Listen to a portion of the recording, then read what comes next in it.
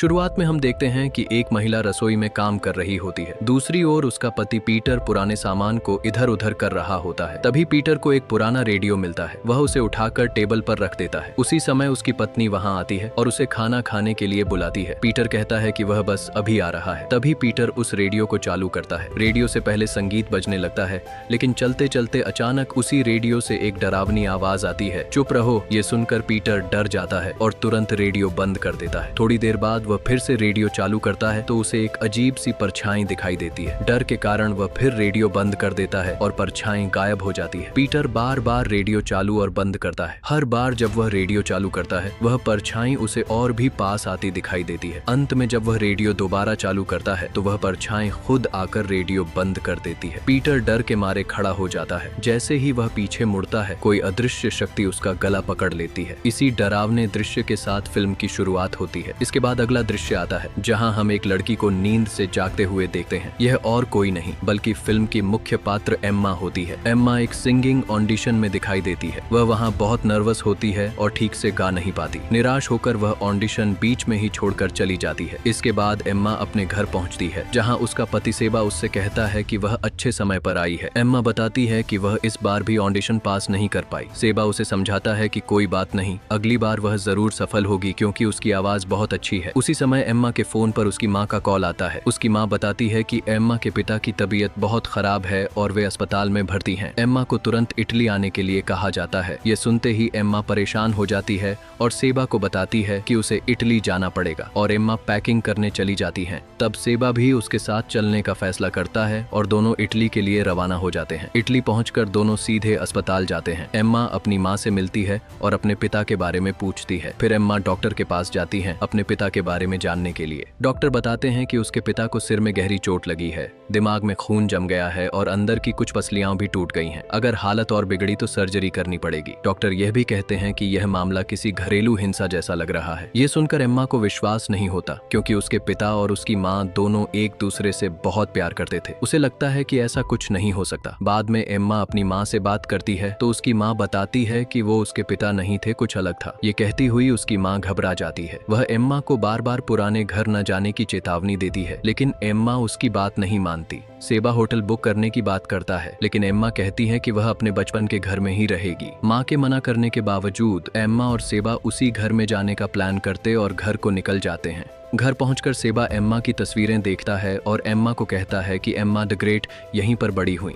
फिर एम्मा उसे घर दिखाती और कहती चलो और कुछ दिखाते हैं। तब उसे अपना सीक्रेट स्टूडियो रूम दिखाती है जहां वह बचपन में अपने पिता के साथ गाने की रिकॉर्डिंग किया करती थी और वो सारा दिन उसी रूम में चीखती चिल्लाती और गाने की प्रैक्टिस करती थी। फिर वो दोनों पिता के सीक्रेट रूम में जाते हैं जहां एम्मा बताती है कि उसके पिता कैसे दिन भर पुराने और टूटे फूटे सामान को ठीक किया करते थे और पूरा समय ऐसे ही सामान ठीक करने में लगाते थे। हम वहां देखेंगे कि वहीं पर वो पुराना रेडियो भी रखा होता है। एम्मा उदास हो जाती है। तब सेबा समझाता है कि उसके पिता जल्दी ठीक हो जाएंगे। फिर एम्मा कहती हैं वो कुछ देर अकेले रहना चाहती है। फिर सेबा कहता है कि ठीक। तब तक वो कुछ खाने को देखता है। सेबा नीचे खाना बनाने चला जाता है और एम्मा ऊपर अकेली रह जाती है। एम्मा उस रेडियो को ध्यान से देखती है और उसे चालू कर देती है। फिर वो टाइपराइटर के पास दिखाई देती है जहां पेपर पर हेल्प लिखा होता है। इसके बाद सेबा उसे आवाज लगाता है। घर में कुछ खाने को नहीं होता है तो सेबा कहता वो कुछ बाहर से लेकर आता है। तब एम्मा कहती है गाड़ी लेकर जाना को, पर सेबा उसे कहता है कि कहीं हॉस्पिटल से कॉल आए फिर उसे गाड़ी की जरूरत होगी। तब एम्मा कहती उसके पास एक आइडिया जहां उसकी मॉम की साइकिल होती है। वो कहती इसे ले जाने को। फिर सेबा वो साइकिल ले जाता अपने साथ। फिर एम्मा फ्रेश होने चली जाती है। वो फ्रेश होकर अपने कपड़े वॉशिंग मशीन में डाल देती है। फिर वो सीक्रेट स्टूडियो रूम में चली जाती है। उधर सेबा का पर्स घर रह जाने के कारण उसे कुछ नहीं मिलता और वह साइकिल वहीं चोरी हो जाती है। वो वहां से एम्मा को बहुत कॉल करता पर स्टूडियो में होने के कारण उसे कुछ सुनाई नहीं देता है। धीरे धीरे वह घर की तरफ पैदल ही बढ़ने लगता है। इधर एम्मा अपने रिकॉर्डिंग को सुन रही होती है जहां वह अपने पिता की सारी रिकॉर्डिंग सुनती है। बहुत समय तक रिकॉर्डिंग सुनने के बाद वह गाना गाने का सोचती है। तभी ठीक वही समय दिखाई देता है जब उसके पिता के साथ अजीब घटनाएं हुई थीं। पूरा माहौल शांत हो जाता है। अपने आप रेडियो ऑन हो जाता है पर एम्मा को बाहर की आवाजें सुनाई नहीं देती क्योंकि उस स्टूडियो में अंदर की आवाज अंदर ही रहती है और बाहर की आवाज बाहर ही। फिर एम्मा गाना गाने की कोशिश करती है तभी उसे कुछ सुनाई देता है। वह फिर ध्यान से सुनती है तो आवाज आती है चुप हो जाओ। वह फिर से रिकॉर्डिंग सुनती है। तभी वह बहुत तेज डर जाती है और देखती है कि अचानक गेट खुल जाता है, जिससे उसे रेडियो की आवाज सुनाई पड़ती है। यहीं से मेन क्लाइमैक्स शुरू होता है। एम्मा स्टूडियो से बाहर जाती है, आवाज ऊपर से आ रही होती है। वह रेडियो बंद करने जाती है। एम्मा को कुछ अजीब लगता है। वह रेडियो बंद करती है, फिर दोबारा ऑन करती है। तभी वही परछाई दिखाई देती है जो उसके पिता को दिखाई दी होती है। तभी उसका फोन बजता है और वह भागकर नीचे जाती है। फोन उठाते ही मोबाइल डिस्चार्ज हो जाता है। फिर टेलीफोन बजता है। वह उठाती है लेकिन कुछ बोलती नहीं। इसके बाद वह घर से बाहर जाने के बारे में सोचती है। तभी उसे पता चलता है कि चाबियां उसके पास नहीं है। तभी उसे कुछ दिखाई देता है। एम्मा भागकर चाबियों की ओर जाती है, लेकिन वह ईविल एम्मा को गिरा देती है और सारी खिड़कियां व गेट अपने आप लॉक हो जाते हैं। अब एम्मा पूरी तरह घर में अकेली फंस चुकी होती है। एम्मा घर की खिड़कियां खोलने की बहुत कोशिश करती है, लेकिन वे खुल नहीं पाती। तभी अचानक रेडियो फिर से ऑन हो जाता है। एक गुड़िया दिखाई देती है जो हर बार रेडियो के ऑन ऑफ होने पर उसके पास आती जाती रहती है। फिर वह ईविल एम्मा पर हमला करता है और उसे नीचे पटक देता है।